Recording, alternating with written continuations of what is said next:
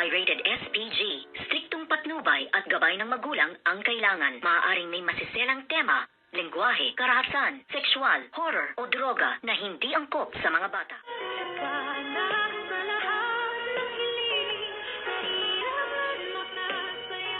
Good morning and welcome sa aking munting channel. Napanood na nga ng lahat ang ginawa nga ng demonyitang si Moira at nag-viral nga ito at tuwang-tuwa sila sa 1,000 views at nasabi nga dito ni Madam Chantal na masayang-masaya na kayo sa 1,000 views lang ay mas matindi pa ang ginawa sa akin at mas malaki ang views at ngayon naman ay napanood na nga nitong si Justin ang viral video ng kanyang mami at nasabi nga niya na mami at dito naman ay makikita mo sa reaction nga ng mukha ni Justin na awang-awa siya sa kanyang mami sa ginawa nga nitong demonyitang si Moira. Ano kaya ngayon ang gagawin ni Justin?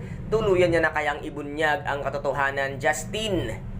Bilang isang anak at bilang magulang mo, itong ang si Miss Giselle Tanyag, ibigay mo ang karapatan mo, tulungan mo ang iyong nanay at sabihin mo na ang dapat mong sabihin, ibunyag ang dapat ibunyag sa pagkatao nga nitong demonyitang si Moira para maiganti mo ang iyong Mami Giselle. Hindi ka man makapanakit ng tao, ngunit masabi mo lamang ang katotohanan sa pagkatao nga ng demonyitang si Moira para matapos ang kanyang kalokohan na ngayon ay nagdiriwang nga siya na ang buong akala niya ay panalong-panalo na siya. Miss Giselle Tanyag, go, go, go, fight, fight, fight. Laban lang, isa kang tanyag na hindi pwedeng tinagin ng isang demonyitang Moira lang. Ilabas mo ang iyong tapang at ipaglaban mo ang iyong karapatan bilang isang dating CEO ng Apex Medical Hospital.